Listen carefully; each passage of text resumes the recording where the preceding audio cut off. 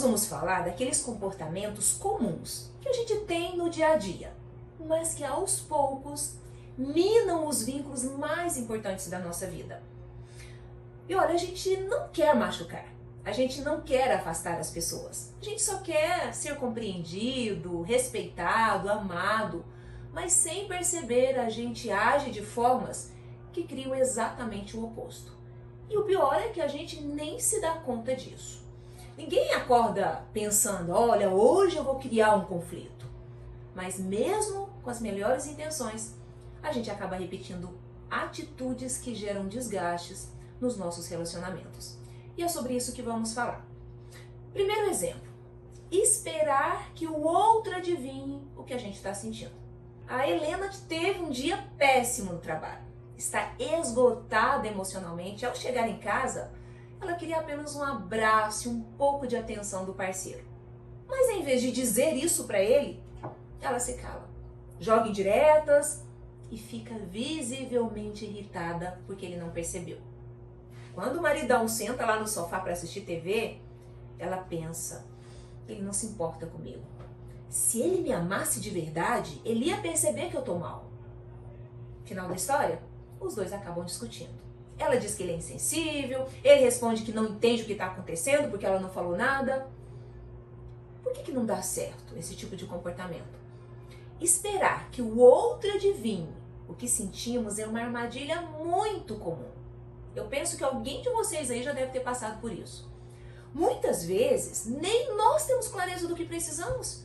E ainda assim a gente espera que o outro entenda o que a gente está sentindo. Por sinais, por olhares.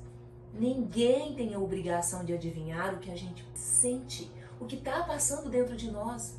Por isso que gera frustração, ressentimento e distanciamento. Segundo exemplo de comportamento que cria distanciamento e ressentimentos. Evitar conflitos a qualquer custo. Eu vou usar o exemplo do que acontecia com uma aluna minha.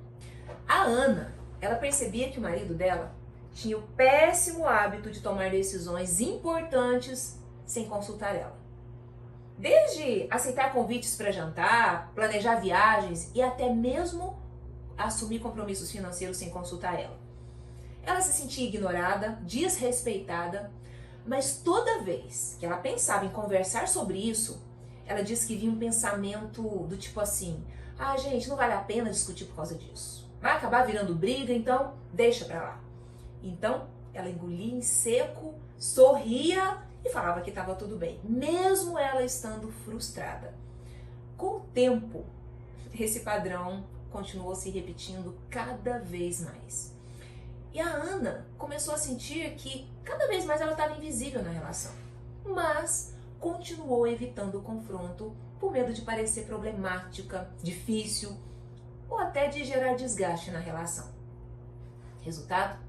O ressentimento cresceu cada vez mais silenciosamente, a conexão entre os dois se enfraqueceu e a Ana, que queria manter a paz, acabou abrindo mão de si mesma. Por que não dá certo esse comportamento? Porque fugir dos conflitos não resolve, só acumula tensão e desgaste. Segundo a psicologia cognitiva, evitar o enfrentamento impede o crescimento emocional da relação, impede a resolução de problemas, além de gerar ansiedade e um desgaste silencioso. Outro comportamento comum, e essa eu garanto que todo mundo faz, querer mudar o outro. Pode até parecer lógico quando a gente fala assim, olha, se ele fosse mais carinhoso, eu ia me sentir mais amada. Ou então, se ela fosse mais paciente, a convivência seria muito melhor. Se ele me ouvisse de verdade, então eu não ia explodir com tanta frequência. Mas essa lógica não funciona. E sabe por quê? Porque você não tem o poder de mudar o outro. Ponto final. Por mais que se esforce, que argumente, que se desgaste, a mudança ela só acontece quando o outro quer mudar. Enquanto você insiste em controlar o comportamento do outro, você acaba entrando num ciclo de frustração, de rejeição e de exaustão emocional. O que a psicologia ensina é que a tentativa de mudar o outro é, muitas vezes, uma forma inconsciente de evitar olhar para dentro. É mais fácil dizer para ele mudar do que a gente se perguntar: por que isso me afeta tanto? O que isso toca dentro de mim? O que eu posso fazer sem depender dele ou dela? Quarto exemplo que eu trago para vocês: reprimir as emoções e fingir que está tudo bem. Vamos imaginar que o Carlos levou uma crítica injusta do trabalho em uma reunião. Na hora ele sorriu, disse que estava tudo bem e continuou como se nada tivesse acontecido. Mas por dentro ele ficou engasgado com aquela sensação de humilhação, de impotência. Chegou em casa, a esposa pergunta se está tudo bem e ele responde: está tudo tranquilo, só estou um pouco cansado. No dia seguinte, acorda com dor no estômago, irritado com tudo, sem paciência com os filhos, e ele nem percebe que está descontando neles uma dor que nem ele nomeou. Reprimir as emoções pode parecer controle, mas na prática é como empurrar o lixo para debaixo do tapete. Mais cedo ou mais tarde vai transbordar, seja no corpo, nos relacionamentos ou na saúde mental.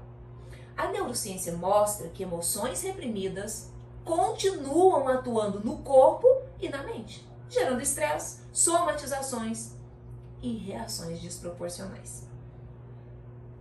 Quinto exemplo: assumir a responsabilidade emocional pelo sentimento dos outros. Imagine que você diz não a um convite da sua amiga para sair, porque você está cansada, quer ficar sozinha, hoje você não está afim. Só que a resposta dela muda o clima. Ela diz assim: nossa, mas tudo bem, né? Eu acho que você está mesmo se afastando de mim. Ou então: nossa, poxa, eu estava contando com você. Ou ainda: ah, tudo bem. Se você acha mesmo que eu não sou importante, o que acontece? Você começa a se sentir mal, culpada, e pensa: será que eu deveria ter ido mesmo cansada? Nossa, ela deve estar triste, né, por minha causa. Ah, eu acho que é melhor eu ir, né, só para ela não se sentir rejeitada. O que está acontecendo aqui? Você começa a se responsabilizar pelo que o outro está sentindo. Como se você fosse obrigada a impedir que a outra pessoa se sinta triste, frustrada ou rejeitada. Por que esse comportamento não é certo? Porque você se anula para manter a emoção do outro sob controle. Passa a dizer sim quando quer dizer não.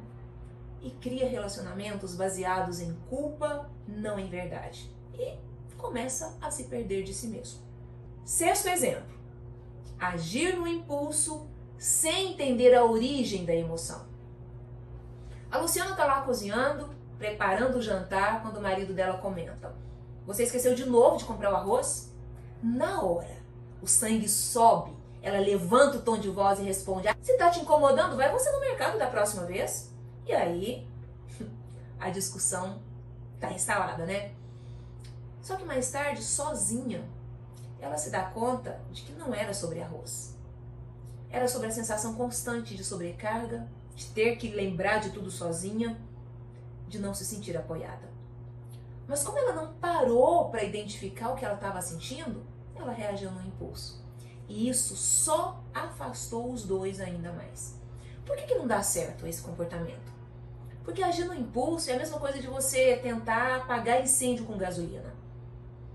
A reação impulsiva, muitas vezes, ela acaba criando um problema maior do que o primeiro problema que você tinha. As atitudes impulsivas, elas vêm do cérebro emocional, da amígdala, que é esse pontinho aqui, ó, bem pequenininho aqui, ó. E não do racional, que é esse maior aqui, ó, também chamado de cérebro pensante. Isso nos faz reagir sem pensar, e muitas vezes de forma destrutiva. Sétimo exemplo de atitudes que todos nós temos, mas que minam as nossas relações. Buscar validação constante para se sentir suficiente. Vamos imaginar que você posta uma foto lá nas redes sociais. Antes mesmo de você curtir a foto, curtir a sua imagem, né? Você começa a checar. Será que vão comentar que eu estou bonita? Nossa, ninguém curtiu ainda. Será que ficou ruim? Nossa, fulano nem viu e nem falou nada. Será que não gostou? E você começa a se sentir insegura porque não teve o número de curtidas que esperava.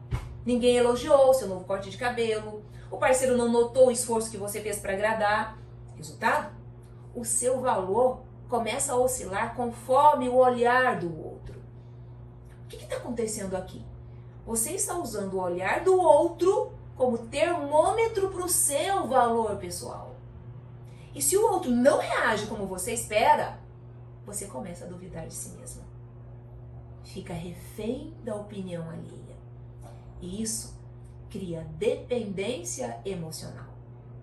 A autoestima, ela fica baseada no olhar frágil e instável do outro.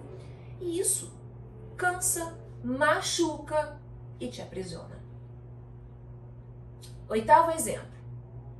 Ficar preso no papel de vítima.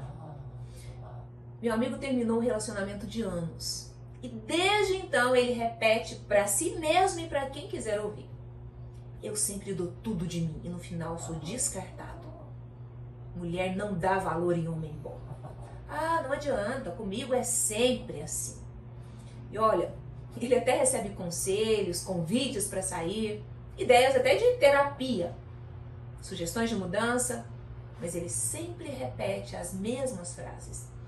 Não adianta, nada dá certo para mim. Eu já tentei de tudo. Ah, na verdade vocês não entendem mesmo como que é difícil, né? É fácil falar quando não é você. Ele está preso no papel de vítima. Ele não percebe, mas inconscientemente ele se identifica tanto com a dor e com o lugar de quem sofre que fica ali esperando que o mundo reconheça o seu esforço, que o mundo venha salvar.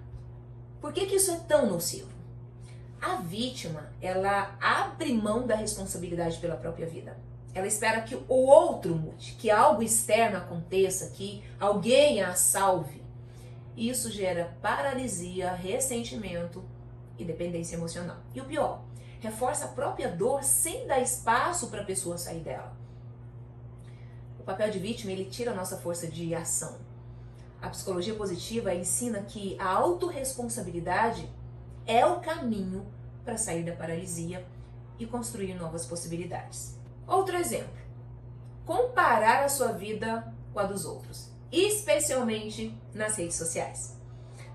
Você chega em casa, cansado, cansada, depois de um dia difícil de trabalho, abre o Instagram para relaxar um pouco e aí de cara você vê uma amiga postando fotos da viagem dos sonhos, outro comemorando 10 anos de casamento com um texto apaixonado. Tá lá uma influenciadora mostrando a rotina de autocuidado, corpo definido, filho sorrindo, a casa impecável. Imediatamente, o que é que você pensa? Todo mundo tem uma vida muito melhor do que a minha. Meu relacionamento nunca foi desse jeito. Nossa, quer saber? Eu me esforço tanto e não consigo nem metade disso. Você fecha o aplicativo se sentindo que jeito?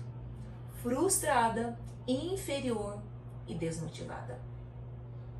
Só que o que você não percebe é que você está comparando os bastidores da sua vida com o palco da vida do outro. Você esquece que o que você vê é um recorte, muitas vezes editado, filtrado, idealizado. E sabe por que isso é tão prejudicial? Porque gera a sensação constante de inadequação e de fracasso. Sabota a sua autoestima, a sua gratidão pelo que você já tem. E cria padrões irreais de sucesso, de beleza, de felicidade. A comparação constante, ela sabota a sua autoestima e distorce a realidade. E isso gera um ciclo de inadequação e de sofrimento. 10º e último exemplo. A Juliana terminou um relacionamento de anos. 2 dias depois, já estava lá dizendo para todo mundo: vida que segue, eu tô ótima, foi muito melhor assim. Voltou a sair, posta lá foto sorrindo, se mantém ocupado o tempo todo. Mas à noite, quando deita, sente um vazio que nem sabe explicar de onde veio. Às vezes chora escondido, se pergunta por que ainda dói, mesmo que ela está fazendo de tudo para seguir em frente. De repente começa a ter crises de ansiedade, mas ela não liga o fato ao que foi vivido emocionalmente. Ela acelerou o processo, não viveu o luto, pulou etapas importantes da dor. E o que não é sentido fica represado. Negar a dor não cura. Passar por cima pode até parecer força, mas muitas vezes é medo de encarar a própria fragilidade. Só que aquilo que não é elaborado volta. Volta no corpo, volta nos relacionamentos e nas repetições.